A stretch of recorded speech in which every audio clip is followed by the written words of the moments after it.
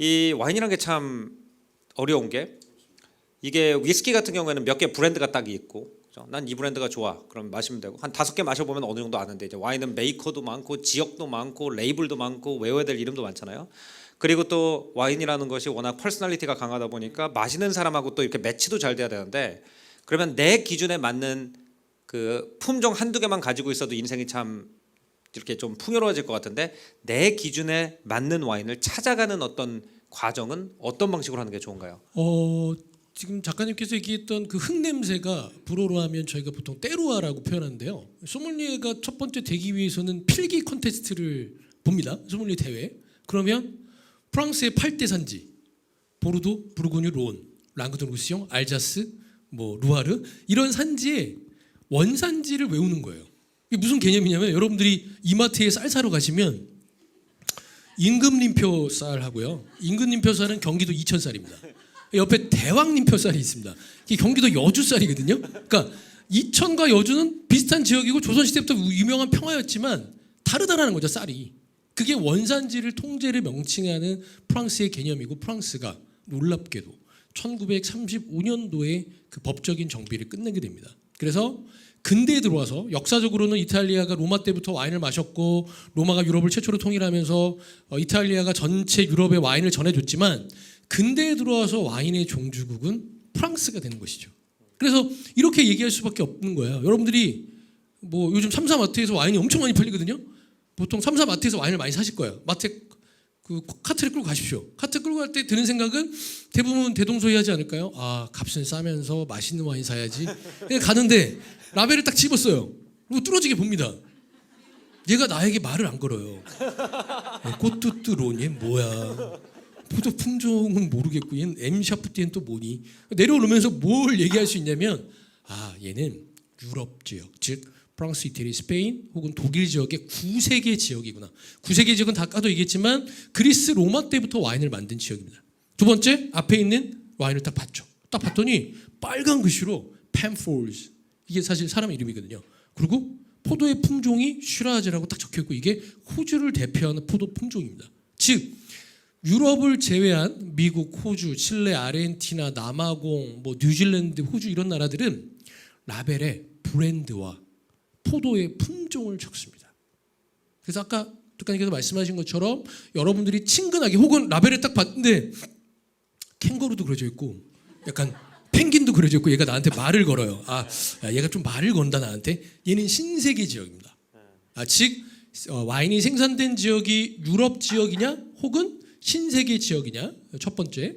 그다음에 두 번째 아까 얘기하셨던 대로 과연 내가 먹는 와인이 품종이 뭐냐를 알아야 내 입맛에 뭐가 맞는지를 아는 거죠.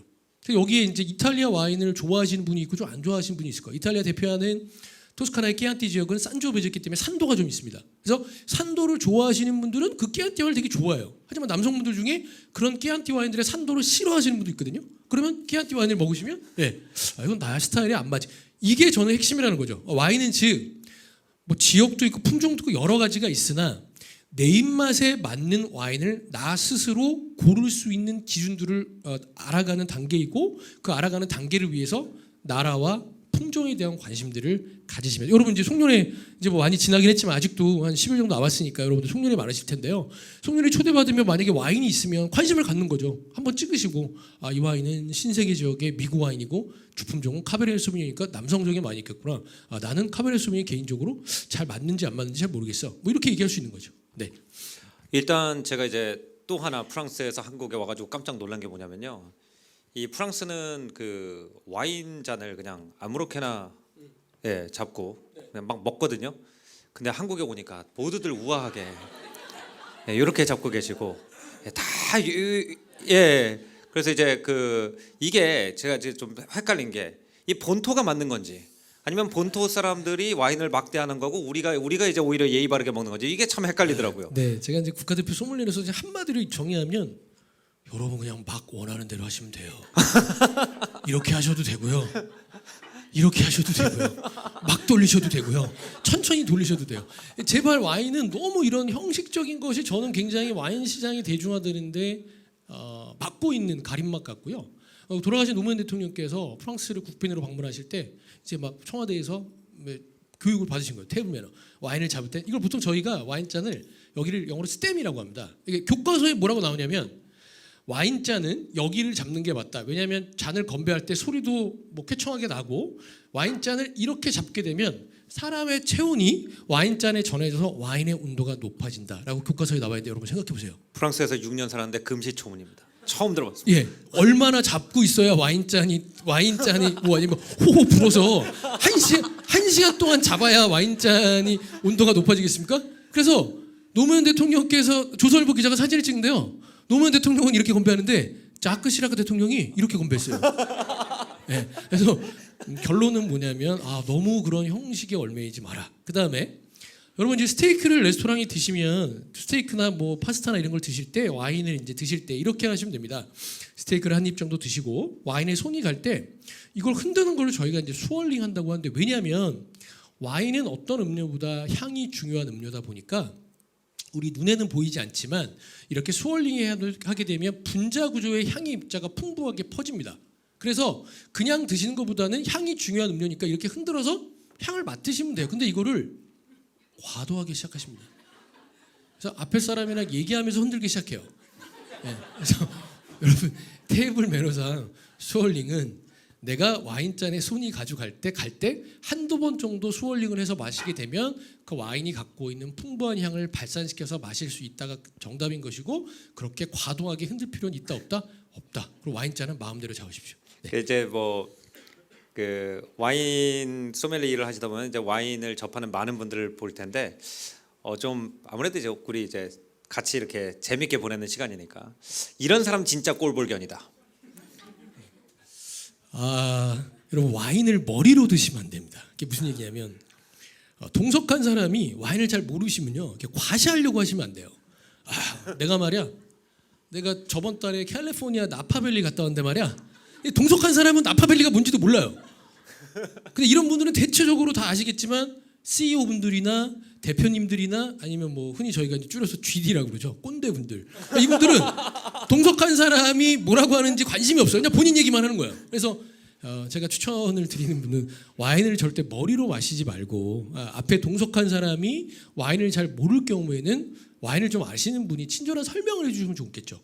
이 와인은 캘리포니아의 가장 유명한 와인산지에서 나온 와인이고 이 브랜드가 백악관 만찬주로 클로드 바리라는 와인인데 백악관 만찬주로 여러 번 쓰인 와인이다 라고 얘기하면 그 동석한 자리가 예를 들어 송년회 자리라면 동석한 사람들이 어떻게 해요 기분이? 와 백악관 만찬주 우리가 먹는 거야? 그 정도로 끝나는 거죠. 거기서 갑자기 내가 백악관을 갔다 왔는데 말이야 이러시면 동석한 사람이랑 더 멀어지네. 그래서 제발 머리로 드시지 말고 와인의 맛으로 같이 이야기해 주시면 좋을 것 같습니다.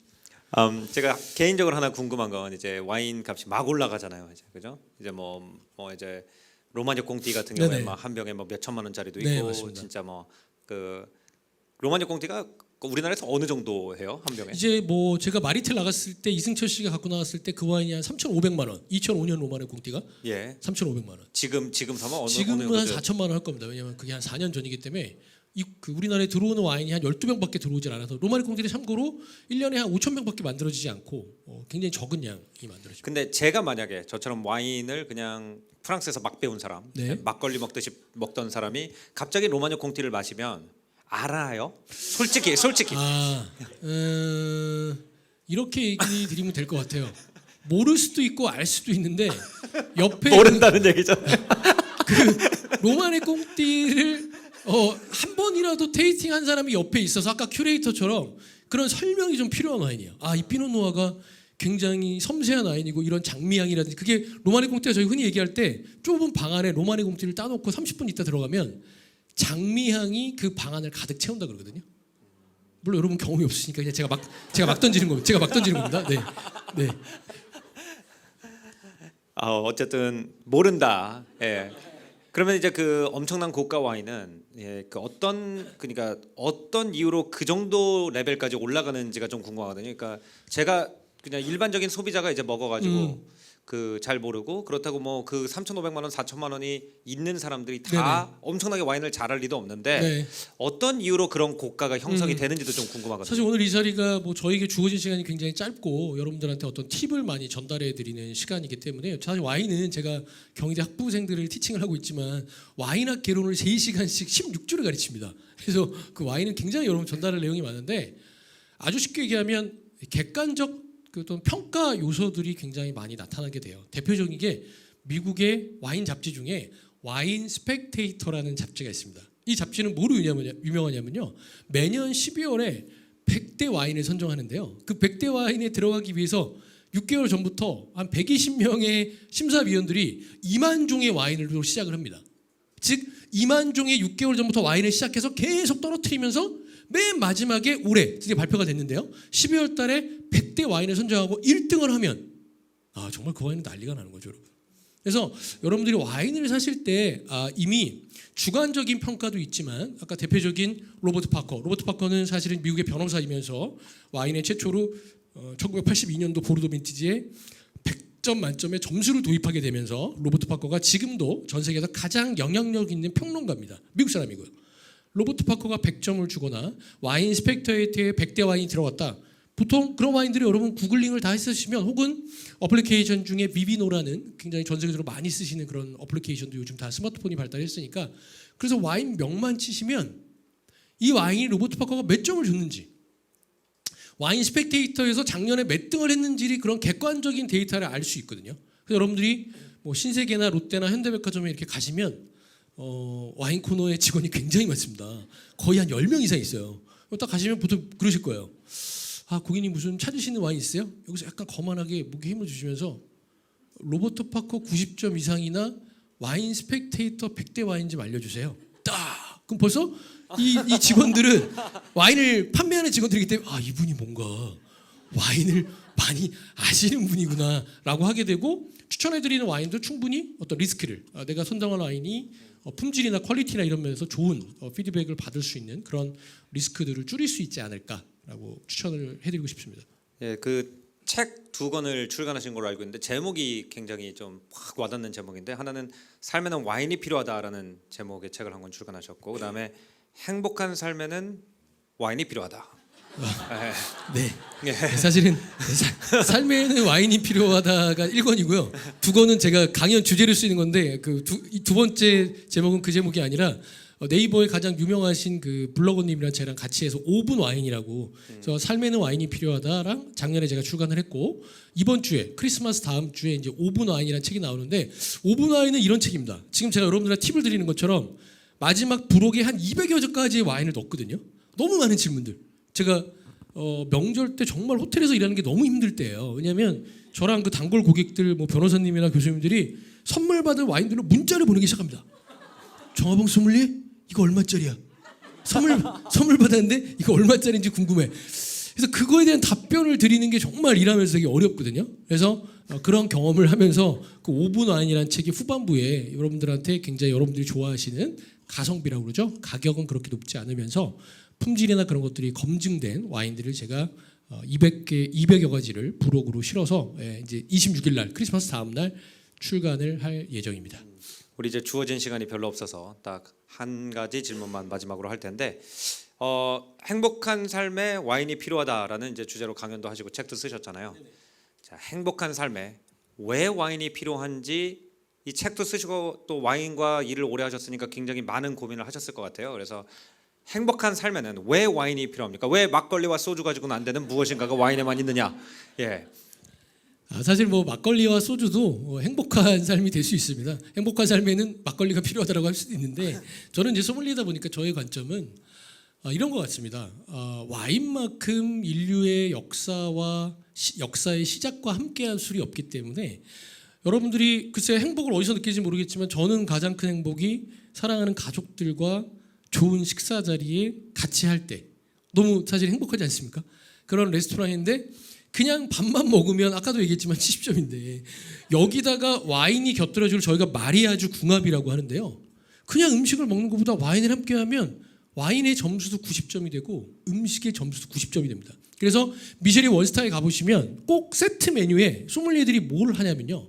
와인 페어링 메뉴를 추가해놔요. 그래서 저녁 세트 메뉴가 15만 원이라면 와인 페어링 메뉴를 만약에 4잔을 선택하는 메뉴를 추가한다면 한 5만 원 정도 추가를 하시면 초코스와 어울리는 화이트 와인, 그걸 굉장히 셰프와 메인 셰프와 소믈리에가 몇 번을 테이스팅한 거죠. 이 음식을 먹을 때 이 우마미, 감칠맛에는 이 화이트 와인의 피노그리지오가 굉장히 마무리를 잘하니까 그 다음 코스로 넘어갈 때 너무 좋을 것 같아.